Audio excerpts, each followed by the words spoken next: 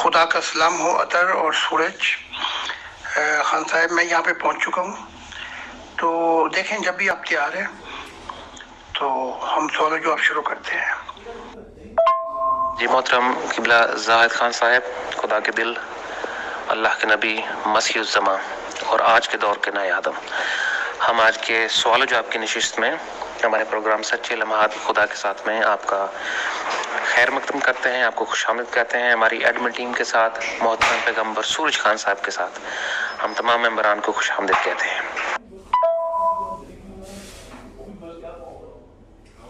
हजूर मोहतरम, खुदा की सलामती, मेरा एक सवाल है।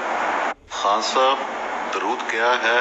अल्लाह ताला दरूद भेजता है और फरिश्ते भी दरूद भेजते हैं नबी पे, और इसका क्या मतलब है? एक दफ़ा जो दरूद भेजेगा उसको 10 नेकियां मिलेंगी।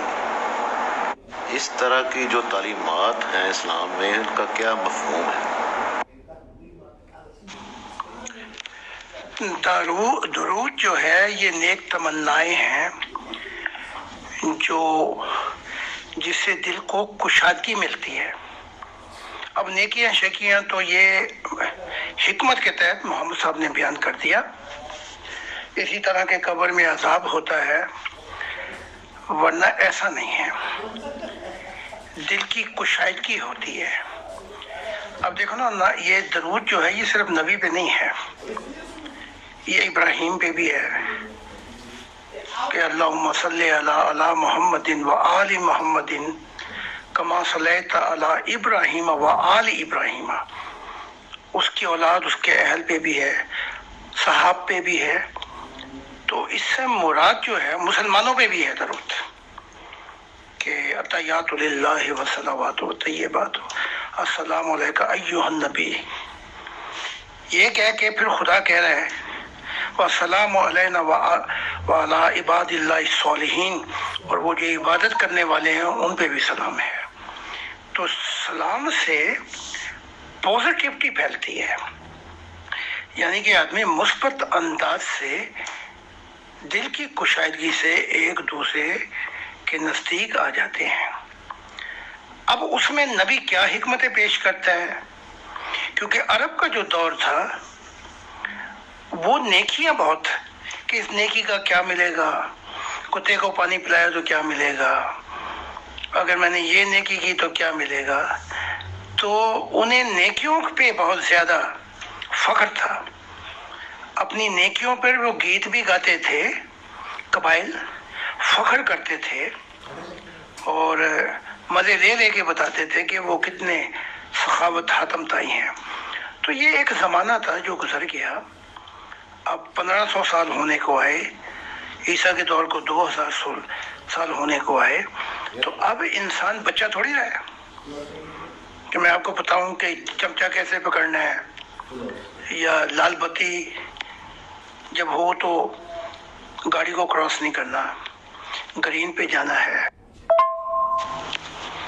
जब बच्चा 17 साल का हो जाए, 18 साल का, तो माँ बाप कहते हैं भाई अब मैं तेरी उंगली पकड़ के तुझे नहीं हर जगह ले जा सकता।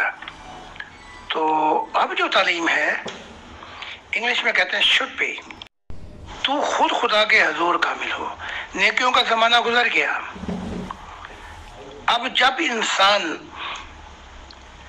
खुदा की मोहब्बत की दुनिया ही में ही कदम रख दिया, जहां वफा, उल्फत, जिंदगी और जान सब संगम पे इकट्ठी हो जाती है, तो नेकियों की दुनिया बहुत पीछे रह गई। तो आपने फिर खुदा के सर पे ही हाथ रख दिया, तो जो कुछ खुदा का है वो सारा जमाना आपका है। तो ये हिकमत की तालीम थी। जिस तरह अगर आप कोई दुआएं, कलमा, कोई खैर मुझे देते हैं, या हमारे मानने वाले जो मेरे लिए दुआ करते हैं, ये सब कलमा खैर है जिससे उनका दिल कुशादा होता है और वसअत पैदा होती है रूहानियत के लिए।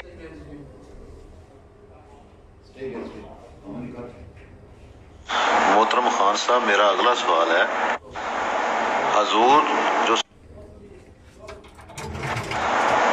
معذور جو صفیہ نامی عورت ہے وہ لونڈی بنائی گئی خیبر میں، تو اس کا جو لونڈی کی جو عدت ہوتی ہے وہ ہوتی ہے حیض۔ کیا نبی کا ان کے ساتھ نکاح جائز تھا؟ کیونکہ حیض ساتھ ان کا ہوتا ہے، اور لونڈی کے ساتھ وہ خدا کی نظر میں اس وقت کے حساب سے لونڈی کے ساتھ کر سکتے ہو۔ کیا یہ جائز عمل تھا جو نبی پاک نے ان کے ساتھ کیا؟ یہ ناجائز تھا جو محمد عربی نے کیا، لیکن اس سے بھی بڑھ کے اور بات نہ بتاؤں کہ اس سے بڑھ کے ناجائز کیا تھا جس کی اسلام بھی اجازت نہیں دیتا۔ وہ یہ کہ وہ عورت شادی شدہ تھی، اس کا خاوند تھا، اب اس کے خاوند کو پکڑا اور اس سے پوچھنے لگے، یعنی کہ آٹا گونتی ہلتی کیوں ہے، یعنی کہ بہانے تراشنے لگے، کیونکہ جب تک وہ نہیں مرتا دوسری شادی نہیں ہو سکتی، اس کے لیے پھر عدت چاہیے۔ تو اسے کہنے لگے ہمیں بتا کہ خزانہ کہاں پہ ہے۔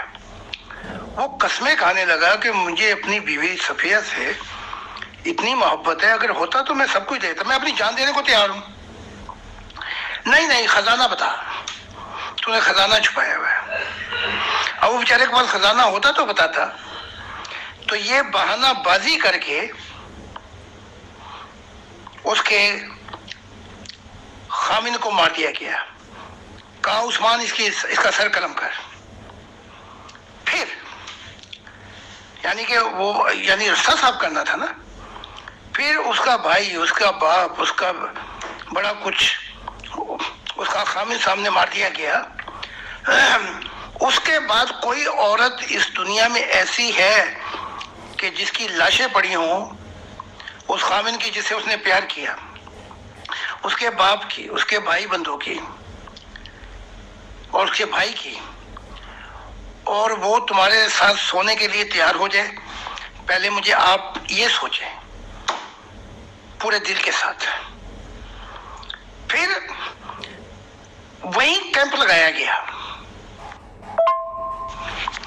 وہیں خیمہ لگایا گیا۔ اس کی وجہ یہ تھی واپس جاتے تو وہاں تو زفڑ پڑ جاتا، کیونکہ اور بیویں بیٹھی تھی، وہاں بہت زفڑ ڈالتا تھا۔ انہوں نے کہا تھا تو کیسے شادی کر سکتا ہے بھائی، اے محمد، اے نبی؟ تو نے اس کے خامن کو مار دیا ایک بہانہ بنا کے۔ پھر اس کے بعد اس عورت کو وقت چاہیے اس کی عدت مکمل ہونے میں، یعنی کہ اس کے لیے 3 ماہ ہے غالباً کم و بیش۔ تو انہوں نے وہیں کمپ لگا کے کیسے سو گیا اس کے ساتھ۔ اب اور سب سے زیادہ میں آپ کو سوچنے والی بات بتانے لگا ہوں، وہ یہ ہے کہ جب محمد صاحب سو رہے تھے، یعنی کہ اس کے ساتھ نفس پرستی یعنی کہ سیکس ہو رہا تھا، اس وقت ایوب انصاری بہت قریب آ گئے خیمے کے، اتنا کہ جیسے کوئی جھانک کر دیکھتا ہے۔ تب محمد جو صاحب تھے، محمد عربی، اور کھڑے ہوئے اور خیمے سے باہر آئے، کہا تو یہ کیا کر رہا ہے؟ اس نے کہا میں اپنی جان کی حفاظت مانگتا ہوں، میں کوئی یہاں دیکھنے کے لیے نہیں بیٹھا ہوا تھا کہ آپس میں آپ کیسے سو رہے ہیں۔ مجھے یہ خیال آیا کہ اس بیوی کا بھائی مار دیا، بیٹا مار دیا، بھائی مار دیا، اس کا باپ مار دیا، اور اس کے خاوند کی لاش پڑی ہوئی ہے جو ابھی ابھی شادی ہوئی ہے۔ تو ایسے صورتحال میں کوئی عورت کیسے سو سکتی ہے؟ تو مجھے خطرہ ہوا کہیں کسی چاقو خنجر سے اے محمد یہ تمہیں ہلاک نہ کر دے۔ اس لیے میں خیمے کے بہت ہی قریب آ گیا تھا کہ کہیں اگر ایسا ہوا تو میں پھر حملہ آور ہوں اس صفیہ کے اوپر۔ بس پھر کیا تھا، پھر محمد صاحب نے دعا دی، جنت کی بشارت دی۔ ایسی حرکتیں اب ہمیں چھوڑ دینی چاہیے۔ پیار ایک نبی سے علیحدہ بات ہے، لیکن سوال بھی کرنے چاہیے کہ یہ کیا بات ہے، کیوں ایسا ہے۔ تو یہ حالات تھے جب یہ معاملات ہوئے. تو آپ کو ایک بات نہیں بلکہ کئی باتیں ناجائز بتا دیں. امید ہے کہ آپ سوچیں گے. بہرحال جو کچھ ہوا، جیسا کر ویسا بھر، ایک ہاتھ لے دوسرے ہاتھ دے. وہ ساری بیویاں جو ہیں وہ روح کی دنیا میں محمد عربی کو چھوڑ بیٹھی ہیں. بہرحال محمد عربی کو کون سی کمی ہے عورتوں کی؟ نمبر 1 مطلب ہے بہت کچھ جاتا ہے یہاں سے روح کی دنیا میں. وہ سب چھوڑ بیٹھی ہیں. بلکہ عائشہ جو تھی وہ تو یہاں تک کہا کرتے تھے، عائشہ کو تو دنیا میں شک پڑ گیا تھا. تو جب محمد صاحب نے یہ آیت اتاری اپنی حکمت کے تحت کہ جن سے چاہے شادیاں کر، جن سے چاہے طلاق دے، اور خدا تو یہ بہتر لے کے آئے گا عورتیں، تو بی بی عائشہ نے کہا، یہ بھی جوان تھی، میری سمجھ میں یہ بات نہیں آتی کہ کیا اللہ کا کام اس کے سوا اور کوئی نہیں رہا کہ تمہاری خواہشیں پوری کرتا رہے؟ تو شک تو اس زمین پہ ہی پڑ گیا. تو اور بہت سے شک تھے. اب وہ عائشہ اور وہ کہتے ہیں نا روح کی دنیا میں یہاں تو چھپایا جا سکتا ہے، وہاں ننگا ہو جاتا ہے. اگر عائشہ وہ مردوں کی دنیا تھی، اس کے چھاتی پہ مکے مار کے اس کو چپ کرا دیا گیا، تو اب روح کی دنیا میں تو ہر چیز ننگی ہو جاتی ہے. وہاں تو کروڑوں خربوں جمہوریت جو ہے وہ اعلی و افضل ہے. تو وہاں تو کوئی کسی کا بال نہیں بگاڑ سکتا اچھی دنیا میں. تو اب وہ عائشہ صاحب نے اور سب نے بتا دیا، سارا بھنڈارا کھول دیا. تو میں مل چکا ہوں ان سب سے، لیکن مجھے اس چیز میں کوئی دلچسپی نہیں ہے. وہ یہ جو مجھے دلچسپی ہے، اب میں پرانی دنیا کو بار بار بھنڈارے کو کھولوں، جبکہ خدا کی ذات کہہ رہی ہے ہم نے تجھے نئی دنیا دے دی. تو پھر میں یہ کہوں کہ یہ پرانی دنیا کو بھی ساتھ لو، نئی دنیا کو بھی، ایسے نہیں چلے گا. خدا کہتا ہے میری دنیا کے بعد یہ ماضی جو ہو چکا وہ ہو چکا.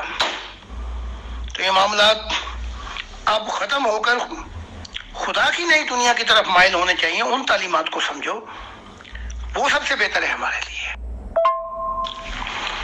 اب خدا والے جو ہوتے ہیں، جو نئی دنیا لیتے ہیں، وہ ہر چیز پہ پانی نہیں پھیر دیتے. اس وقت کے مطابق ہندو مذہب، بدھ مذہب، جین مذہب، کنفیوش مذہب اور یہ عیسائیت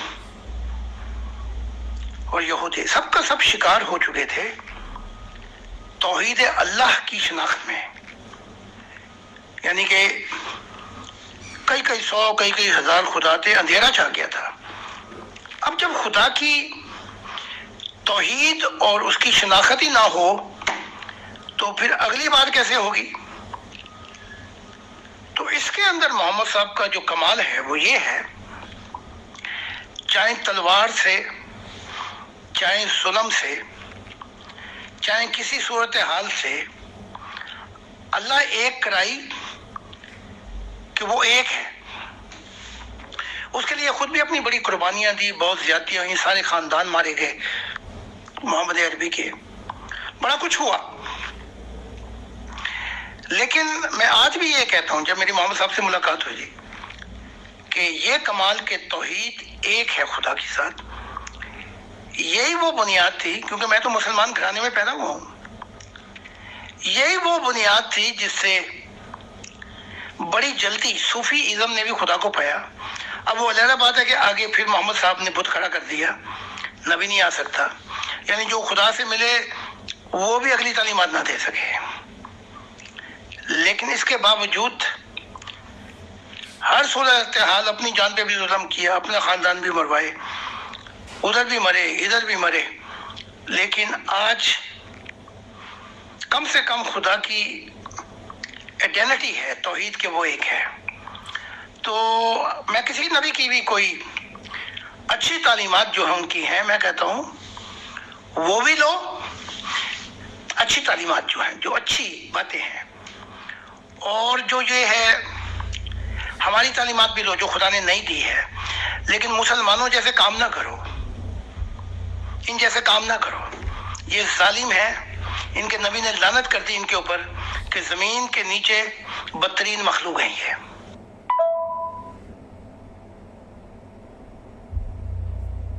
نبی نے اپنی امت ہی لعنت کر دی۔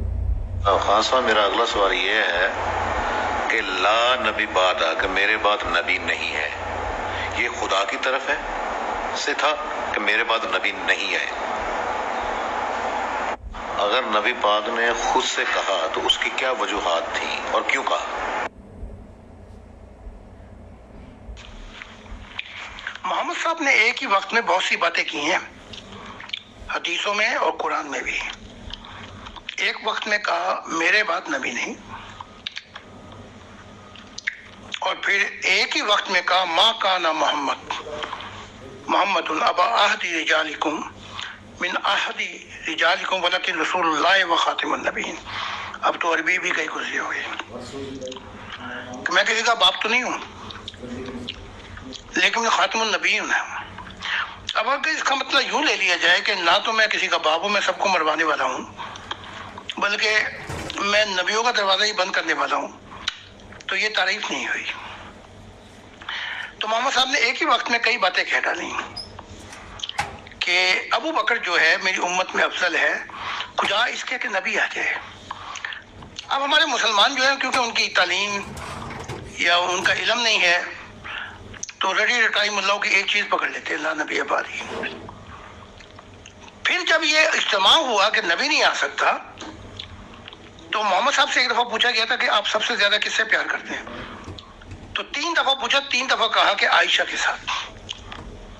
اب جب یہ اجتماع ہوا اور یہ کہ نبی نہیں آ سکتا اور یہ تلواریں لے کے دوڑے، تو وہاں عائشہ نے کہا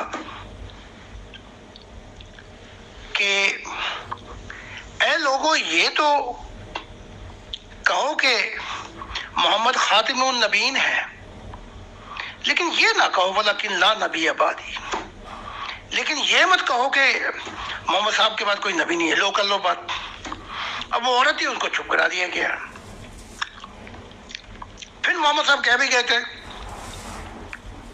وہ اصل کہ جس کے شروع میں آخر میں وہ نبی ہو، وہ امت کیسے بگڑ سکتی ہے، امام ہو۔ تو بہت سی باتیں کی ایک وقت میں۔ تو اب اس کو سمجھنے کے لیے گلٹنوں کو بڑی حکمت فراست چاہیے۔ اب اس وقت کا دور جس وقت میں یہ کہا کہ میرے بعد نبی نہیں، تو اس کا مطلب بھی اگر عربیوں سے پوچھیں آپ، لا نبی آبادی، میرے بعد نبی نہیں، یہ کوئی پنجابی کا لفظ تھوڑی ہے۔ عربیوں سے پوچھیں تو وہ اس کا مطلب یہ نکالیں گے میرے فوراً بعد کوئی نبی نہیں ہے۔ آپ دیکھیں نا، آپ نے دیوار پہ سفیدی کی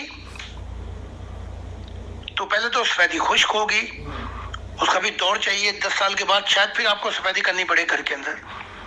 تو ابھی سفیدی کی، دوسرے دن پھر شروع کر دیں سفیدی، لوگ کہیں گے دماغ خراب ہے تیرا، ابھی تو سفیدی کی ہے۔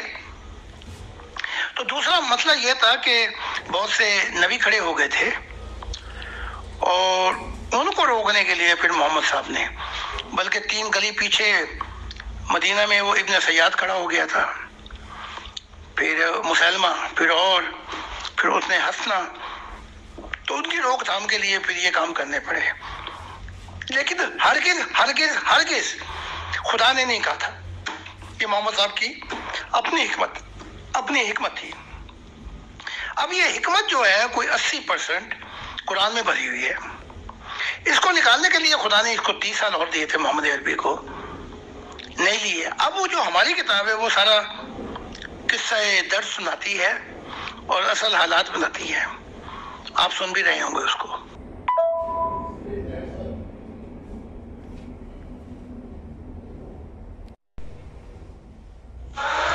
خدا کی سلامتی حضور، میرا اگلا سوال یہ ہے کہ وہ جو اللہ پاک ان کو 30 سال دینا چاہتے تھے تو انہوں نے کیوں نہیں لیے وہ 30 سال؟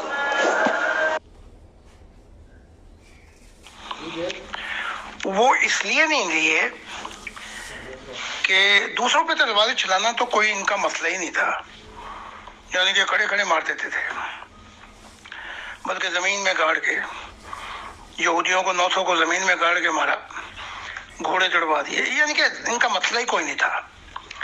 وہاں جو مسئلہ بنا کہ کیوں نہیں لیے 30 سال، وہ یہ کہ علی کہہ رہے تھے کہ محمد عربی سے کہ لکھوائیں آپ، جو کچھ لکھوانا چاہتے ہیں اس کے بعد ہم سمجھتے ہیں، اور عمر کہہ رہے تھے نزا کا عالم طاری میں ہے، نزا کا عالم طاری ہے، یعنی کہ اب محمد صاحب کا دماغ ٹھیک نہیں رہا، قرآن ہمارے لیے کافی ہے۔ علی کہہ رہے تھے قرآن کافی نہیں ہے، جو اب محمد صاحب کہیں گے وہ بھی لکھوایا جائے گا، لیکن ان میں جھگڑا ہو گیا آپس میں۔ اچھا، دونوں کے پاس فوج، عمر کے پاس بھی بڑی لمبی فوج، علی کے پاس بھی بڑی فوج۔ اب محمد صاحب نے دیکھا کہ اگر میں اب یہ لکھوا دیتا ہوں کہ خدا کیا چاہتا ہے، تو یہی تو یہ تلواریں تو اب میرے اہل بیت پہ چلیں گی، میرے اصحاب، میرے خونی رشتوں پہ چلیں گی۔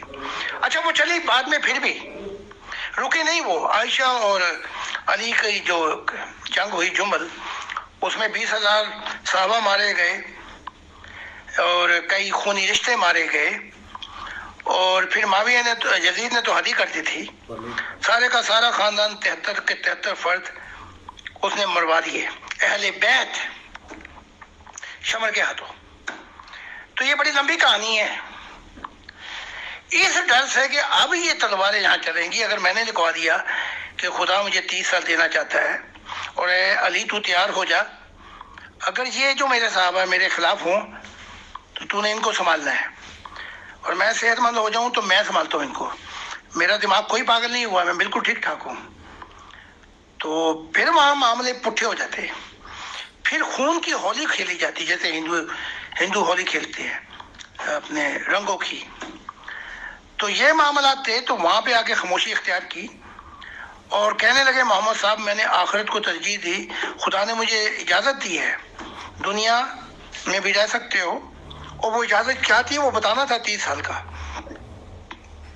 اور میں نے آخرت کو رجوع کیا۔ جو صحابی پاس بیٹھے ہوئے تھے غالباً ابن عباس تھے، انہوں نے کہا رسول اللہ یہ آپ کیا کر رہے ہیں، پہلے دنیائی جو کام ہیں جو نمٹانے ہیں، جو خدا چاہتا ہے پہلے وہ نمٹائیں، جو کوئی خدا کہنا چاہتا ہے وہ کروائیں، پھر جائیں آپ آخرت کی طرف۔ تو بڑے لمبے جھگڑے پڑے، اس کا نتیجہ یہ نکلا محمد صاحب نے کہا سب نکل جاؤ، مجھے اکیلا چھوڑ دو، بس پھر اکیلا چھوڑ دیا گیا اور کچھ ہی دن میں پھر مر گئے، وفات پا دی۔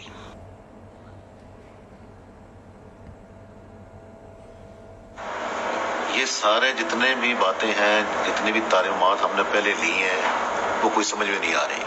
مسئلہ یہ ہے کہ خدا کی ذات سے ملنا ہے، تو وہ کیسے ملنا ہے، یہ بات ہے، اور ملنا ہے۔ اور آپ سے گزارش یہ ہے کہ خدا کی ذات سے کیسے ملا جائے اور کیسے ملے۔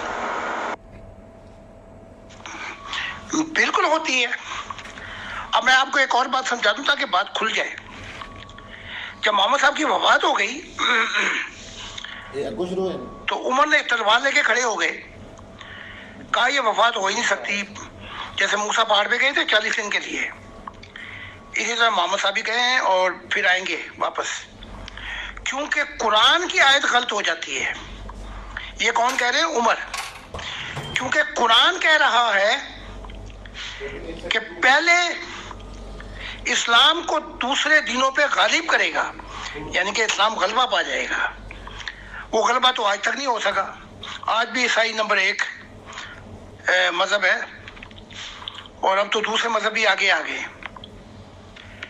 تو غلبہ تو نہیں ہو سکا۔ تو عمر کہہ رہے ہیں اپنے وقت میں ابھی تو غلبہ ہی نہیں ہوا، ابھی تو بہت قلت میں ہے مسلمان، تو یہ تو قرآن کی آیت غلط ہو گئی۔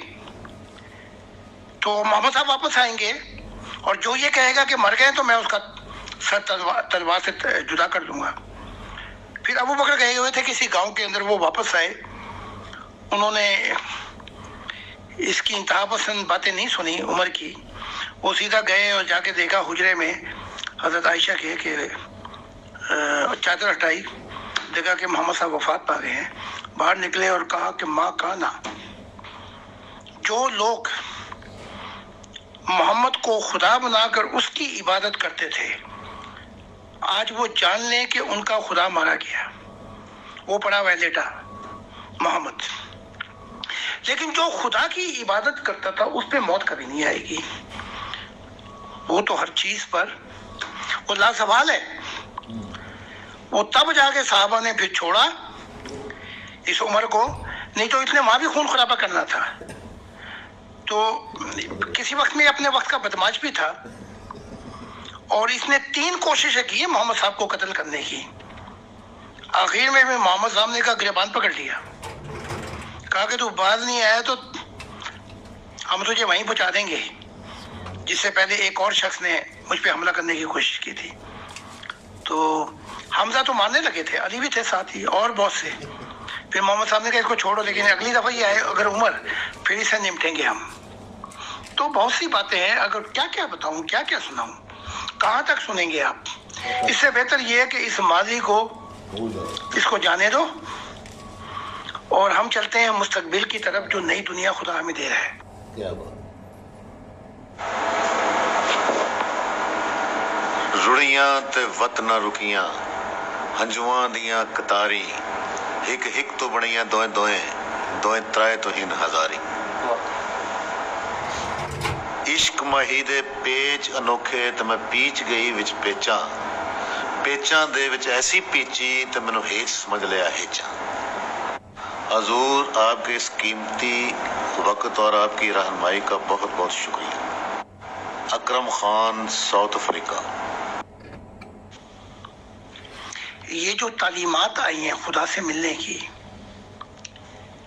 ये खुदा ही दे रहा है, कोई मैं लिख के पेश थोड़ी कर रहा हूँ। पहले तो इस सारी तालीमात को सुनना पड़ेगा। एक ही किताब में ख्याल आपने पूरी नहीं पढ़ी, अभी 10-11 किताबें और है ना। इन सारी तालीमात को खुदा कह रहा सुनो, मैं क्या कह रहा हूँ, खुदा कह रहा सुनो और मैं बता रहा हूँ कि कैसे मिलना है। आप वो सारी तालीमात आपके सामने है। पहले सुनना पड़ेगा, फिर समझना पड़ेगा, फिर अगला कदम जो होगा वो दिल में कैसे उतरे वो मरहला मैं आपके साथ तय करूंगा। फिर आखिरी मरहला जो होगा वो बड़ा अजीब है, उसके लिए बड़े नबी पीछे भी हट गए कि बड़ी कुर्बानियां देनी पड़ती हैं, क्रॉस लेने पड़ते हैं। तो प्यारे कच्ची पक्की में कदम रखने के बाद यूनिवर्सिटी की बात ना करो, कच्ची में कदम रखा और प्रोफेसर बनने की ख्वाहिश कर दी, ऐसा नहीं होता। ये आहिस्ता आहिस्ता मंजिले बाकदम रूहानियत ऊपर की तरफ आती है। तो अब चलो जरा, तो ये पढ़ते पढ़ते ही खुदा मिल जाएगा। बाकी तो मैं आपको जो आगे राह दिखाऊंगा वो अलहदा होगी, पढ़ते पढ़ते ही मिल जाएगा खुदा के साथ। अभी तो खुदा ने आपको सारे आदम दिखा दिए, अभी पता नहीं क्या क्या दिखाएगा। जी बहुत शुक्रिया मोहतरम जाहिद खान साहब, आपकी तशरीफ़ आवरी का, आपकी रूहानी रहनुमाई का और कीमती वक्त का जो आपने हमें अता फरमाया। और हम तहे दिल से शुक्रगुजार हैं हमारे ब्रदर पैगम्बर सूरज खान साहब के, हमारे एडमिन टीम और हमारे स्पेशल होस्ट मोहतरम अकरम खान साहब के और दीगर मेंबरान के जिन्होंने हमें सवाल भेजे। हमारे अगले प्रोग्राम तक जब हुजूर हमें नेक्स्ट में बताएंगे हमारी अगली ट्रांसमिशन की अवेलेबिलिटी, तब तक के लिए आप सबका खुदा हाफिज। खुदा ने चाहा तो मैं कल बता दूंगा आपको। बाकी सूरज साहब, अतर साहब, अकरम साहब और जो भी दीगर लोग हैं जिन्हें सिर्फ खुदा से दिल लगी है और इस उल्फत की दुनिया में कदम रखना चाहते हैं, चाहे अपनी ज़िंदगी देना पड़ जाए, ज़िंदगी चली जाए, तो वो सूफियत का कौल है कि ज़िंदगी ले ले मेरी मोहब्बत मुझे वापस लौटा दे। तो मैं आप सबका बहुत ही शुक्रगुजार हूँ कि आपने ऐसे सवाल पूछे जिनसे बहुत लोगों को फ़ायदा होगा। अगर वो सैयद रूहें होंगी तलाश कर रही हैं हक को और सच को, तो उन्हें बहुत फ़ायदा होगा।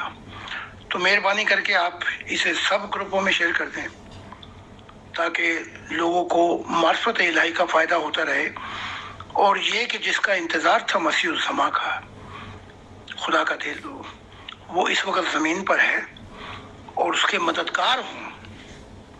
اس کے مددگار ہوں گے تو کیا ملے گا؟ خدا کی ہمیشہ کی محبت اور میرے ہم سفر رہیں گے، اور میں خدا کے حضور تعریف کروں گا کہ ان لوگوں نے مدد کی اور اس پیغام کو پہنچایا۔ تو آپ سب کا بہت بہت شکر گزار ہوں۔ آج روٹھے ہوئے ساجن کو بہت یاد کیا، اپنے اجڑے ہوئے گلشن کو بہت یاد کیا، جب بھی گھیرا ہے گردش تقدیر نے مجھے، گیسوے یار کی الجھن کو بہت یاد کیا۔ حضور آپ کا بہت بہت شکریہ۔